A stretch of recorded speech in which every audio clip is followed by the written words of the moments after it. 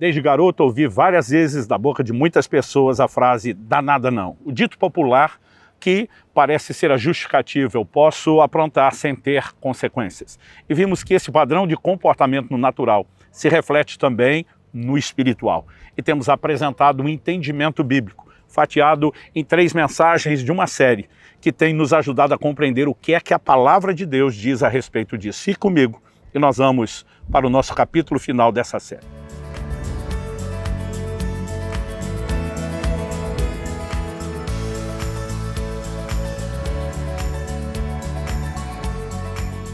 Estou hoje na praia da Barra Velha, na cidade do Soure, na ilha de Marajó, passando para trazer mais uma palavra ao seu coração. O versículo que tem nos guiado nessas 3 mensagens da série Danada Não é o Salmo 36, versos 1 e 2, que diz: há no coração do ímpio a voz da transgressão.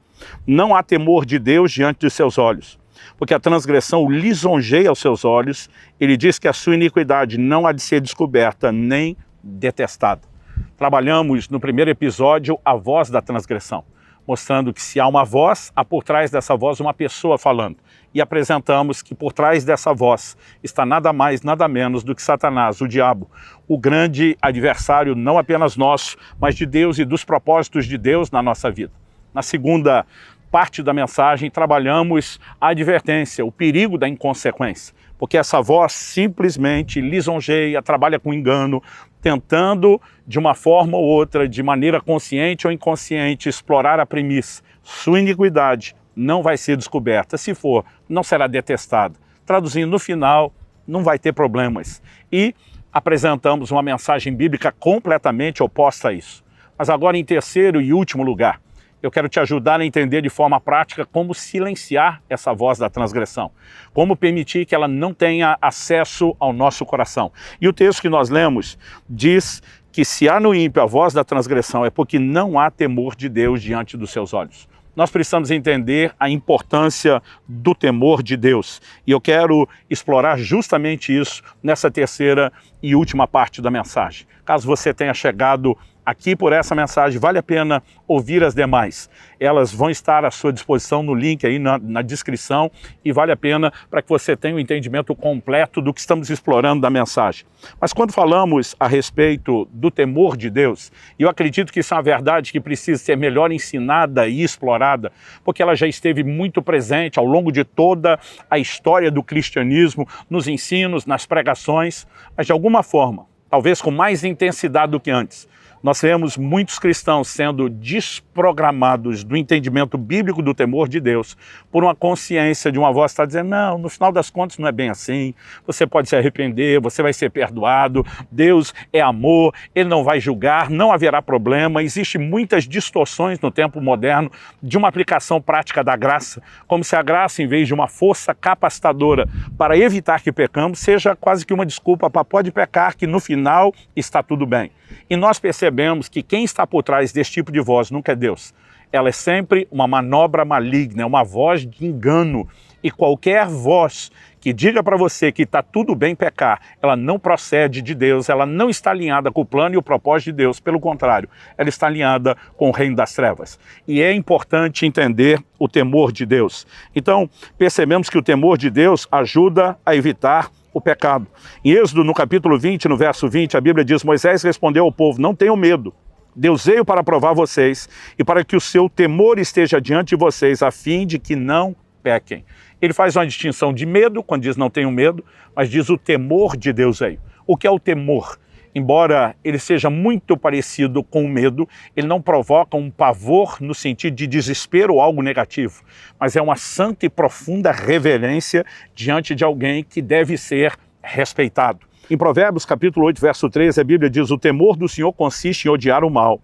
E em Provérbios 16:6, a Bíblia diz, pelo temor do Senhor se evita o mal. Há inúmeras declarações bíblicas que mostram que a forma de evitar o pecado está relacionada com o temor de Deus. Reconhecer que quando ele diz que há consequências, suas palavras são fiéis e verdadeiras e haverá consequências. E essas advertências divinas devem ser respeitadas e nós devemos temê-lo. Em Josué, no capítulo 23, nós vemos esse grande líder se levantando para dizer, à sua geração, tudo que Deus falou pela boca de Moisés há de se cumprir. Ele diz para o bem e para o mal. Traduzindo, a palavra de Deus não é verdade apenas quando são promessas boas, mas quando há advertências de consequências dos nossos erros, nós precisamos acreditar que Deus continua sendo verdadeiro e Ele vai sustentar a sua palavra. O temor de Deus nos leva a reconhecer a verdade na boca de Deus quando diz haverá consequências e nos leva a reconhecer a mentira na voz da transgressão, a voz maligna que está dizendo não dá nada não.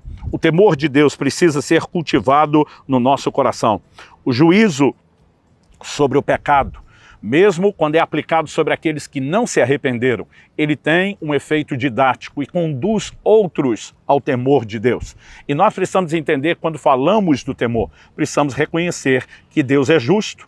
Ele não é apenas amor, ele também é justo e ele é a própria encarnação e a expressão da justiça, e um atributo não concorre com o outro.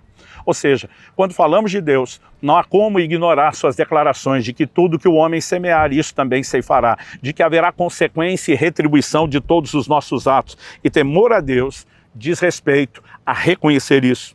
Em 1 Timóteo, no capítulo 5, no verso 20, o apóstolo diz, quanto aos que vivem no pecado, não está falando de alguém que tropeçou, de uma eventualidade, está falando de alguém que permanece na prática, ignorando todo o ensino recebido por meio da palavra de Deus. Quanto aos que vivem no pecado, repreenda-os na presença de todos, para que também os demais temam.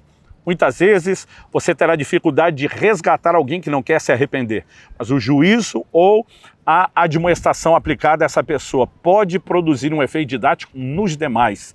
Nós também vemos isso em Atos, no capítulo 5, no verso 5. Mencionamos na primeira parte dessa série de mensagens Ananias e Safira. A Bíblia diz, ouvindo essas palavras, Ananias caiu morto. E sobreveio grande temor a todos os que souberam do que tinha acontecido. O temor diz respeito a reconhecer que Deus é quem Ele diz que Ele fará aquilo que Ele diz que faria e que todas as suas palavras são verdadeiras, mesmo quando Ele anuncia a consequência sobre o pecado, e que Ele não poupará aqueles que estão brincando com isso. Ele pode ser longânimo em não aplicar juízo imediato, como na carta o anjo da igreja em Tiatira, Jesus fala de uma mulher que ele chama de Jezabel e diz, dei-lhe tempo para que se arrependesse. Deus sempre manifestará longanimidade e misericórdia. Por meio de Tiago, a Bíblia diz que a misericórdia triunfa do juízo, ela sempre vem na frente. Mas que ninguém se engane, quando a misericórdia não é abraçada, o juízo inevitavelmente se seguirá. E o entendimento dessas coisas deveria gerar no nosso coração temor.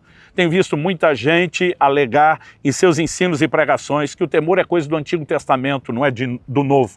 Eu digo, que tipo de Bíblia esse povo lê, se é que lê, para fazer afirmações como essa? Efésios capítulo 5, verso 21 diz, sujeitem-se uns aos outros no temor de Cristo. Não apenas temos um texto do Novo Testamento escrito a gentios convertidos que nunca viveram debaixo da lei de Moisés, mas ele relaciona o temor com a pessoa de Cristo, que é a revelação central da nova aliança. Como dizer que o temor não está presente no Novo Testamento? O profeta Jeremias, quando falou sobre a nova aliança, profetizou nesses termos. Jeremias 32:40, farei com eles uma aliança eterna, segundo a qual não deixarei de lhes fazer o bem. Porém o meu temor no coração deles, para que nunca se afastem de mim. O mesmo Deus quer fazer o bem, Ele põe o temor para que não se afastem, porque isso não é visto por Deus como fazer o mal. Aplicar o juízo, trazer a advertência, colocar o temor, Deus revela como sendo parte do bem que Ele nos faz, para que não nos afastemos dEle. E olhamos para o cumprimento disso. Qual era a realidade da igreja no Novo Testamento? Atos 2:43, em cada alma havia temor, e muitos prodígios e sinais eram feitos por meio dos apóstolos. Atos 9:31, assim a igreja tinha paz por toda a Judéia, Galiléia e Samaria, edificando-se e caminhando no temor do Senhor, e no consolo do Espírito Santo crescia em número. O temor do Senhor estava presente no cumprimento dessas mensagens, no próprio desenvolvimento da salvação. Filipenses 2:2 diz, desenvolvam a sua salvação com temor e tremor. A santificação, segundo aos Coríntios capítulo 7, verso 1, diz, portanto, meus amados, tendo tais promessas, purifiquemo-nos de toda a impureza, tanto da carne como do espírito, aperfeiçoando a nossa santidade no temor de Deus. Não apenas o desenvolvimento da salvação se dá baseado no temor, mas o aperfeiçoamento da santidade é apresentado dentro da mesma lógica e da mesma característica. Alguém outro dia me questionou e disse, eu fui ensinado a obedecer por amor e não por temor. Falei, quando te ensinaram a obedecer por amor, ninguém errou. Jesus diz em João 14:21, aquele que tem os meus mandamentos e os guarda, esse é o que me ama. O que deveria mover a nossa obediência é, em essência, amor a Deus. Agora, isso não significa que o temor tenha sido excluído. Até porque eu falei para aquela pessoa, você garante seu amor é infalível? De acordo com as palavras de Jesus em Apocalipse 2, na carta ao anjo da igreja de Éfeso, ele diz que alguém pode perder o seu amor. O amor não é infalível. E a lógica de dizer eu vou obedecer só por amor seria a mesma de um paraquedista querendo pular sem o paraquedas reserva. Eu digo para as pessoas, se o seu amor falhar, qual seria o paraquedas reserva? Esse é o temor. Eu creio que eu posso dizer que eu fui um filho obediente aos meus pais, porque mais obedeci do que desobedeci. E quando as pessoas me perguntam, você obedecia por amor ou temor? Eu digo os dois. Às vezes era por um, às vezes era por outro, às vezes era a combinação dos dois elementos. E tanto um quanto o outro devem estar presentes na nossa relação com Deus. A graça e o temor não são divergentes. Hebreus capítulo 12, verso 28 diz, por isso, recebendo nós um reino inabalável, retenhamos a graça pela qual sirvamos a Deus de modo agradável, com reverência e temor. Abraçar a graça maravilhosa do Senhor não significa excluir o espaço para o temor. E ele termina dizendo para esse povo que recebeu a graça, Deus é fogo consumidor, portanto deve ser temido. É preciso ter cuidado com a voz da transgressão. Como repeti em cada mensagem da série, o golpe está aí, cai quem quer. Então precisamos estar atentos, guardar o nosso coração e entender que o remédio contra a voz da transgressão, que tem por trás de si Satanás falando, que tem um argumento que não haverá problemas, e vimos que isso não é verdade, só pode ser silenciado pelo temor de Deus. Cultive o temor de Deus no seu coração. Ande na presença do Senhor e não permita em hipótese alguma que a voz da transgressão alcance lugar no seu coração.